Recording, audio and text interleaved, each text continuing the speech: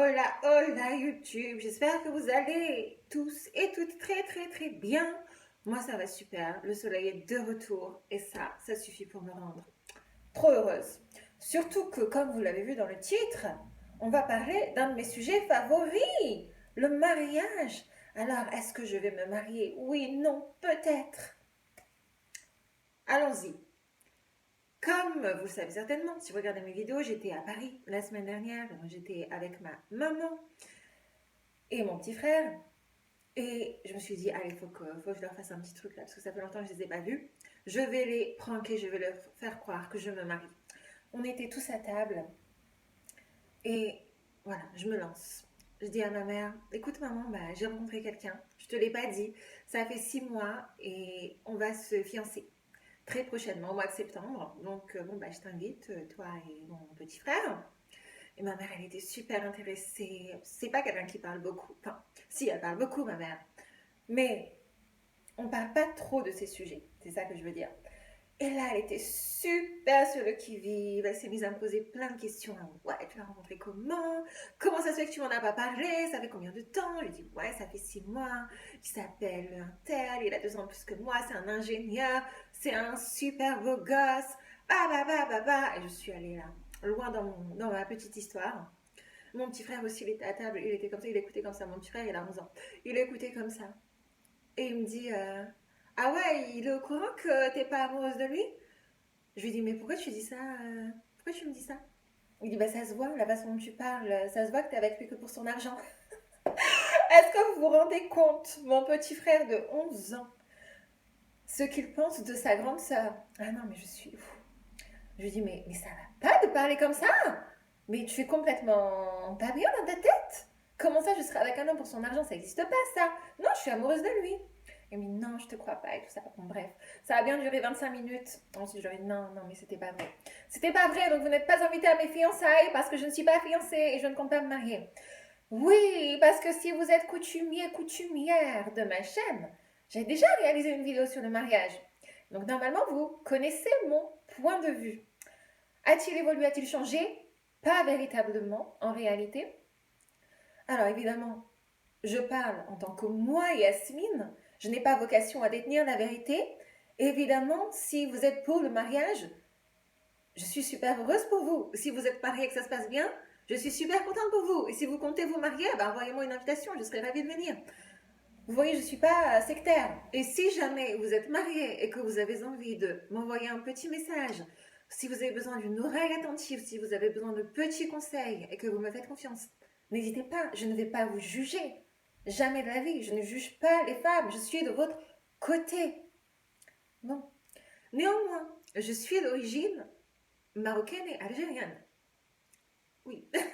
Et donc le mariage, on est obligé de le constater pour les jeunes femmes, les femmes qui partagent mes origines maghrébines ou qui ont des origines similaires ou des origines africaines, que c'est souvent dans nos sociétés encore aujourd'hui une question prégnante, que le poids des traditions est très fort et qu'on peut être sujette à une pression familiale, sociétale, amicale, et qu'il serait faux de dire qu'on est complètement imperméable à toutes ces injonctions.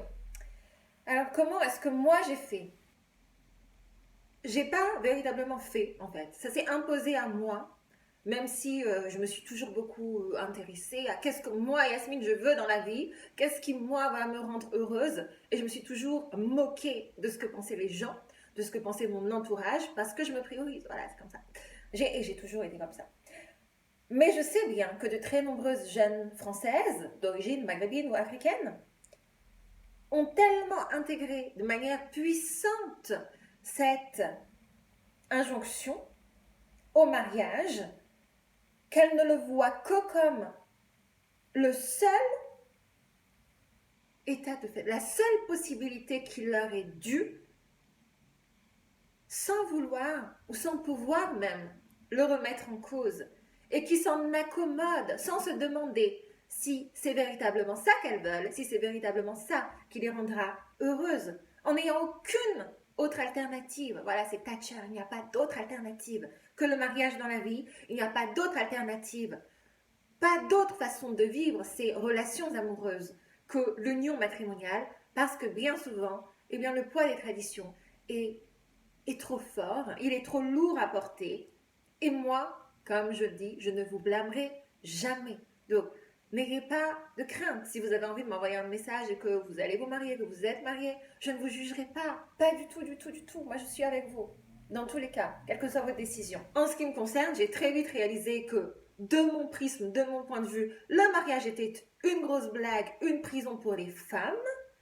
Et ça, ma mère est complètement au courant, mon père aussi. Voilà, tout le monde dans ma famille le sait que je ne veux pas me marier, en tout cas pas une union traditionnelle comme on l'entend, pas un mariage civil. Mais je sais qu'il y a de nombreuses jeunes femmes qui sont croyantes et qui envisagent d'aller se marier religieusement. Et moi-même, j'ai grandi dans un univers familial. J'ai eu une enfance plutôt religieuse. Mes parents sont croyants. Et je sais bien que c'est un cheminement qui est assez complexe à mettre en balance et qu'on veut bien faire, qu'on ait plein de bonnes intentions et on ne veut pas décevoir sa famille souvent, on ne veut pas décevoir ses parents, etc. Et donc c'est compliqué. Honnêtement, c'est compliqué. Moi, en ce qui me concerne, j'ai l'impression d'être ultra minoritaire. C'est pour ça que je voulais faire cette vidéo et que je voulais votre avis aussi. N'hésitez pas à partager votre avis, s'il vous plaît, commentez, likez la vidéo aussi, si elle vous plaît, parce que s'il vous plaît, je fais plein de vidéos et personne ne like, donc c'est un peu bête. Ne soyez pas égoïste. Soyez généreux, généreuse. Voilà, ça me fait trop plaisir que vous likiez mes vidéos et que vous les commentiez. Et je sais cependant que des filles d'origine algérienne, marocaine, libanaise, tunisienne, égyptienne, etc., qui vivent en France ou en Belgique, en Suisse, au Luxembourg, peu importe, je pense que les pays frontaliers, c'est à peu près la même chose, et ben on est un peu entre deux flots, quoi. On est entre deux eaux, et moi, j'ai cette chance et ce luxe-là de pouvoir choisir ce que je veux, d'être complètement libre de le faire, mais je crois qu'il y a beaucoup de jeunes femmes qui n'ont même pas cette possibilité-là, juste de penser, juste d'envisager qu'il existe une autre possibilité de vivre sa vie amoureuse que celle du mariage, de l'union traditionnelle. Donc, bon, si vous êtes comme moi, ben, dites-le moi. Déjà, ça me ferait plaisir parce que, comme je dis, je me sens vraiment minoritaire. Encore une fois, chacune et chacun ses croyances.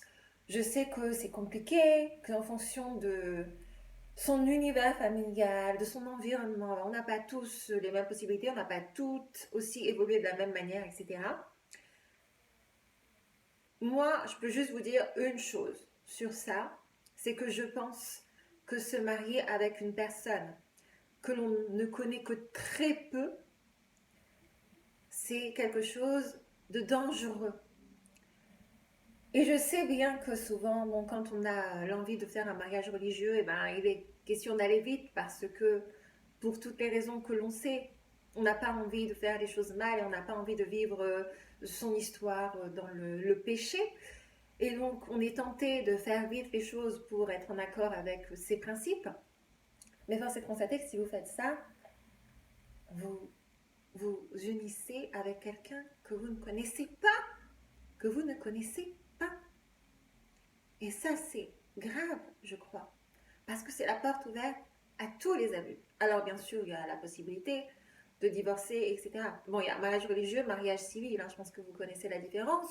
Normalement, en France, les deux sont liés, on n'a pas le droit de se marier religieusement, même si je sais qu'il y a beaucoup, beaucoup, beaucoup de femmes qui le font, beaucoup d'hommes aussi qui le font, qui en profitent, mais on va revenir un peu plus tard sur les hommes qui en profitent pour consommer l'union, hein, tout simplement, soyons pas dupes. Et je sais aussi qu'en France, il y a encore ce que l'on appelle les mariages arrangés, c'est-à-dire que ce sont les familles qui décident pour la jeune fille et pour le jeune homme aussi, eh bien, quel sera son partenaire de vie, en croyant bien faire. Et souvent, eh bien, la femme accepte parce qu'elle n'a pas vraiment d'autre choix, à moins de se mettre à dos toute sa famille. Donc c'est très délicat. Pour moi, je pense que ça fait au moins 10 ans que je me suis dit que moi, Yasmine, il n'y aura pas de mariage. Ça n'est pas négociable. Je tiens fermement sur ma position. parce que véritablement, je suis convaincue au plus profond que le mariage, ben, c'est une lubie, que le mariage, ça reste une des institutions les plus patriarcales de notre temps. Oui, je le dis, et je l'avais déjà explicité dans ma précédente vidéo. Aussi, une des choses, parce que ça va avec moi, mon tempérament, je supporte pas que quelqu'un ait la prétention de me dire comment je dois vivre, alors je vais aller devant monsieur le maire. Mais c'est qui lui? C'est mon père, c'est mon oncle, c'est mon cousin? Non, c'est personne. Donc lui, il va me donner l'autorisation d'aimer quelqu'un, mais jamais la vie, ça n'existe pas dans ma tête, c'est pas possible. Donc c'est moi qui suis seule maîtresse à bord, c'est moi qui décide de qui je rencontre, de qui je fréquente, de qui je date, de qui je multidate, de qui je mets dans la friend zone, de qui je tège, de qui je prends. C'est moi qui décide. J'ai pas besoin de l'aval de la société pour ça. Et pour moi, c'est évidemment très, très, très important. Parce qu'une fois que vous mélangez, que vous mettez, que vous autorisez la société à vous s'immiscer dans votre vie privée, je crois que ce n'est pas une bonne chose. Et bien sûr, on parle de mariage. Mais quand ça n'ira pas, eh bien, il va falloir aller passer devant, encore une fois, monsieur le juge ou madame la juge et lui expliquer vos déboires. Moi, j'ai pas que ça à faire. C'est un inconnu, cette personne. Je lui dois rien, elle me doit rien. Donc, à un moment donné, non. Je n'ai pas envie de dépenser 3000 euros dans un divorce, quand ce sera le cas. Et je trouve que c'est vraiment stupide. Et j'ai autour de moi, il y a ça aussi, j'ai autour de moi l'histoire de femmes qui sont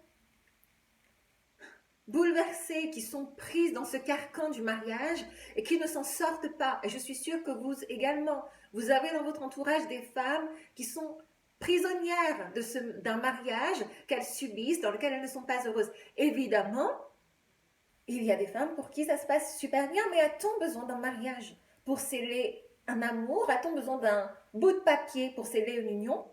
Souvent, l'argument que l'on me rétorque lorsque je parle de ma position, c'est oui, mais le mariage est protecteur pour les femmes. Et ça, c'est un argument qui est battu en brèche. Non, le mariage n'est pas protecteur pour les femmes. Croyez-moi, je connais les institutions judiciaires de ce pays. Si le mariage protégeait les femmes, ça se saurait. Non, l'institution judiciaire est aussi patriarcale, hein, il faut se réveiller. Ce qui protège véritablement une femme, ça n'est pas un bout de papier, ça n'est pas un petit contrat. C'est sa dignité, ce sont ses principes, ce sont ses valeurs. C'est le fait qu'elle ne sera jamais, jamais assez soumise pour abdiquer sa liberté. C'est le fait qu'elle aura toujours le courage de se prioriser, toujours le courage de tourner les talons et de s'en aller, dès lors qu'une situation ne lui bénéficie pas.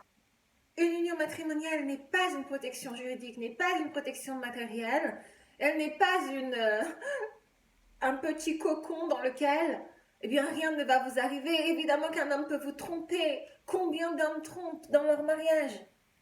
Énormément, énormément. Ce n'est pas parce que vous êtes unis que vous êtes prémunis de trahison, que vous êtes prémunis de violence, que vous êtes prémunis d'abus psychologiques ou physiques de la part de votre partenaire. Mais, par contre, si vous voulez partir, eh bien, ce n'est pas vous qui le décidez. Il faudra demander l'accord de monsieur et madame la juge. Il faudra payer un avocat, etc. Et souvent, ça prend du temps, ça prend des mois ou des années. Surtout si le divorce est conflictuel. Et souvent, il l'est. Souvent, il l'est. La seule question, moi je crois, qu'il faille se poser est la suivante. Pourquoi voulez-vous, mes copines de YouTube, vous marier? Voilà. Posez-vous et répondez à la question. Voilà. Pourquoi est-ce que moi je veux me marier, si c'est votre cas? Si la réponse que vous proposez est je veux me marier pour la jolie cérémonie, c'est une mauvaise réponse. Si la réponse est je veux me marier parce que je veux que tout le monde sache que je suis une femme mariée, c'est une très mauvaise réponse.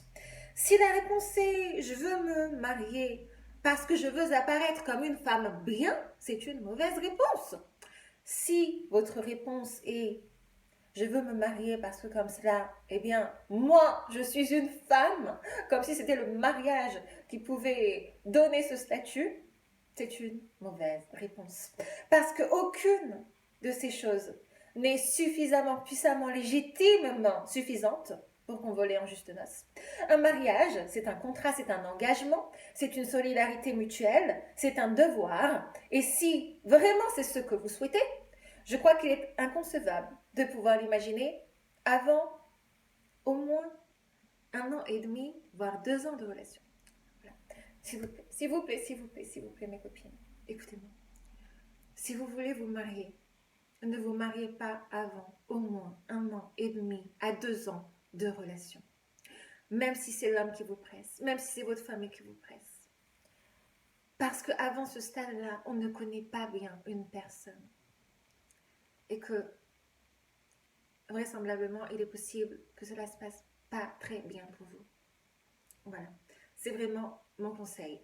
Pour votre sécurité mentale, pour votre sécurité financière, s'il vous plaît, écoutez-moi. Bon, par ailleurs, et de ça, on ne parle que très peu. Parce que nous, les filles, nous, les femmes, on a été éduquées, on est baignés depuis qu'on est enfant dans cette fantasmagorie de oui, je vais me marier, donc on investit énormément d'énergie dans le fait de trouver un partenaire, etc. Parce qu'on nous a dit que faut attendre et que l'homme va venir. Grosse blague. Mais les hommes n'ont pas du tout été éduqués dans cet état d'esprit. Et par conséquent, ça crée une grosse disjonction parce que les hommes, eux, ils font leurs affaires. Dans leur tête, c'est moi, faut que je trouve un travail, moi, non, et la question de la partenaire vient très, très, très, très loin dans leur esprit. Des hommes de 25, 26, 27 ans, souvent des mêmes origines, maghrébines ou africaines, qui eux aussi subissent la pression de leur famille, ils n'ont pas envie de se marier. Ils n'ont pas envie. Ça les embête. Et souvent, comme nous les filles, ils veulent faire plaisir à leur famille, alors ils le font. Mais ils ne sont pas dedans, quoi. Ils le font juste pour acheter la paix sociale. Et donc des jeunes hommes se retrouvent dans des unions qu'ils n'ont pas choisies.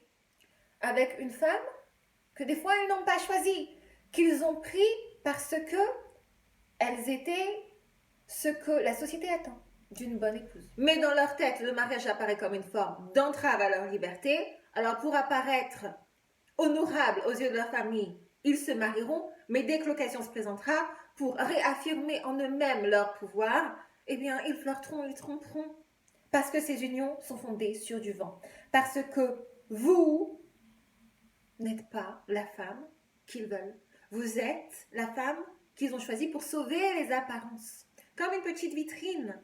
Parce que vous êtes adorable, douce, gentille, vertueuse. Parce que vous savez tenir une maison. Parce que vous êtes dans la religion. Mais ces hommes-là, ils veulent de l'excitation. Ils veulent de l'émoustillement. Et donc, souvent, ils jouent un double jeu. Et ça, c'est terrible. Parce que nous, les filles, on ne comprend pas ça. On nous a juste dit qu'il suffisait d'être douce et gentille et la vie va aller bien pour nous. On va trouver un mari qui va nous aimer, qui va nous chérir. Mais ça n'est pas la vérité. Ça n'est pas la réalité. La vie, là, est dure. Ça n'est pas comme ça que ça va se passer dans 99% des cas. Et donc, si on a été élevé avec cette lubie-là, on ne comprend pas et on est déçu et on est frustré et on a du ressentiment. Parce que ça ne devait pas se passer comme ça. On ne devait pas se faire tromper. Parce qu'on est gentil, parce qu'on est douce, parce qu'on fait tout pour que ça fonctionne. Mais votre mari s'en fout. Il s'en fout, lui, il ne voulait pas se marier. En réalité, votre seul rôle, moi, je ne vais pas faire des leçons de morale à qui que ce soit ici. Chacune décide pour sa vie. Si le mariage ça vous rend heureuse, c'est super.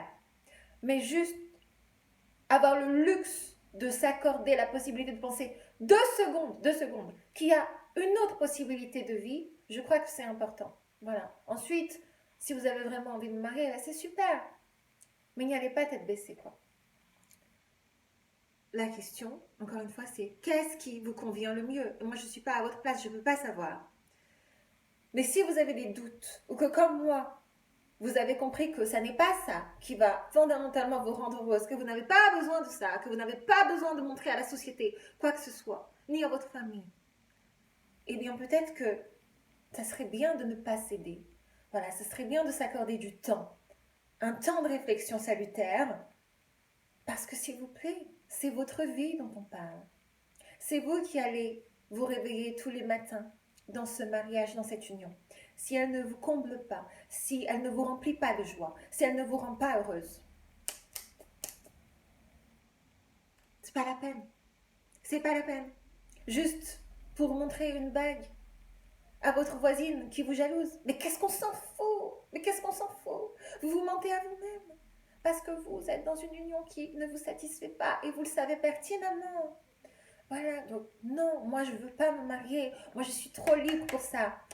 Par contre, je suis pas, je l'avais dit je crois dans ma précédente vidéo sur le mariage, je suis pas contre faire, vous voyez, une petite cérémonie, une échange de bagues, je trouve que c'est mignon, des fiançailles même, pourquoi pas, mais le fait d'aller à la mairie, non, non, c'est ma vie est privée, ma vie est à moi, et c'est moi qui décide. Voilà. Bon, n'hésitez pas à me dire ce que vous pensez de ce thème. Pour moi, c'est un thème qui est super important, surtout j'ai 26 ans, hein, pour celles qui ne le savent pas. Donc c'est vrai que souvent, c'est à cet âge-là que peut-être la famille commence à pousser violemment ou pas. En tout cas, à mettre des petites brèches dans l'esprit, à dire ah non, le mariage, est-ce que tu y penses, etc. Et souvent, on peut se retrouver piégé. Voilà. Donc, n'hésitez pas à me dire où en est votre cheminement de votre côté. Qu'est-ce que vous pensez? Est-ce que vous souhaitez vous marier? Est-ce que vous êtes marié? Comment ça se passe pour vous? Comment est-ce que vous gérez la pression de votre famille si jamais vous la subissez? Et en fonction des origines aussi, moi je trouve que c'est super important. Bah, bien sûr, je sais pas, j'ai pas de statistiques ethniques pour savoir quelle est mon audience et quelle proportion de jeunes femmes me suivent en fonction de leurs origines, mais moi je parle de ce que je connais, c'est-à-dire mes origines, marocaine, algérienne, voilà, tunisienne, c'est à peu près la même chose. Et c'est vrai que bah, c'est pas facile pour nous, parce on est ballotté. Et soit on résiste, soit on cède, mais en tout cas, moi, mon rôle sur YouTube, c'est de vous faire comprendre que eh bien, vous êtes libre, que c'est votre vie, qu'elle vous appartient, et qu'il ne faut pas il faut pas céder. Si vous avez mûri une réflexion, si vous êtes convaincu que c'est ça qu'il vous faut ou que ce n'est pas ça qu'il vous faut, eh bien il faut tenir, il faut y aller. Voilà. Bon, je vous attends dans les commentaires. Si vous avez besoin d'un petit conseil, n'hésitez pas à m'écrire. N'hésitez pas à m'écrire. Mon mail est en barre d'infos, c'est yasmine58@gmail.com. Je vous répondrai avec le plus grand des plaisirs. Si vous avez envie qu'on s'appelle, on s'appelle au téléphone. Il n'y a aucun problème. Mais voilà, faites-le. Si vous n'avez personne à vous confier, ben, appelez-moi, envoyez-moi un message et on se fait ça et on règle le petit souci parce que tout va bien et la vie est belle. Voilà. Bon, je vais aller profiter du soleil parce qu'il est beaucoup trop rare à Nevers. En attendant, je vous fais de gros bisous. Prenez bien soin de vous. Et si vous avez des thèmes que vous voulez que j'aborde, n'hésitez pas à me les soumettre aussi. Je le ferai avec grand plaisir. Bye. Bisous, bisous, bisous.